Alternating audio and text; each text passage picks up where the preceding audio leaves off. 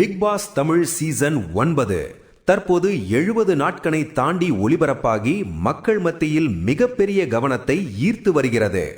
இந்த சீசனில் குறிப்பாக கம்ருதீன் பார்வதி காதல் விவகாரம்தான் இணையத்தில் அதிகமாக பேசப்பட்டு வரும் விஷயமாக மாறியுள்ளது. இதற்கிடையில் பிக் பாஸ் வீட்டில் இருக்கும் கம்ருதீன் பற்றிய தனிப்பட்ட வாழ்க்கை தகவல்கள் தற்போது சமூக வலைதளங்களில் வைரலாகி வருகின்றன. சினிமா பின்னணி எதுவும் இல்லாமல் சீரியல் நடிகராக தன் பயணத்தை தொடங்கிய கம்ருதீன் இஸ்லாம் மதத்தை சேர்ந்தவர். அவரின் முழு பெயர் கம்ருதீன் பாஷா. பாடியில் உள்ள சென்ட் ஜோசப் பள்ளியில் பள்ளி படிப்பை முடித்த கம்ருதீன் சவிதா என்ஜினியரிங் கல்லூரியில் பட்டப்படிப்பை முடித்துள்ளார். படிப்பை முடித்த பின் பிளிப்கார்ட்டில் சீனியர் சாஃப்ட்வேர் என்ஜினியராகவும் பணியாற்றியுள்ளார்.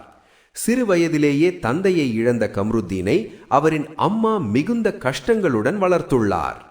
ஏழ்மையான குடும்ப சூழல் காரணமாக அம்மாவும் அக்காவும் தான் அவரின் முழு உலகமாக இருந்துள்ளனர்.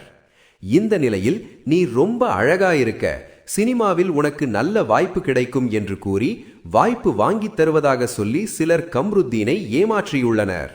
பணத்தை இழந்த கம்ருதீன் அடுத்து என்ன செய்வது என்றே தெரியாமல் தவித்த நேரத்தில் நண்பர்களின் பெரும் முயற்சியால் மாதவன் என்ற படத்தில் ஹீரோவாக அறிமுகமானார்.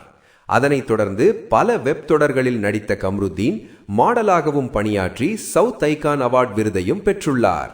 அந்த விருதை வாங்கிய போது ஒரு காலத்தில் பேருந்துக்கு கூட காசில்லாமல் நடந்து வந்தேன் என்று பேட்டியில் உருக்கமாக கூறியிருந்தார். பல போராட்டங்களுக்கு பிறகும் பெரிய சினிமா வாய்ப்புகள் கிடைக்காததால் அம்மாவும் அக்காவும் சினிமாவை விட்டுவிட்டு வேறு வேலை பாரு என்று தடுக்க முயன்றுள்ளனர்.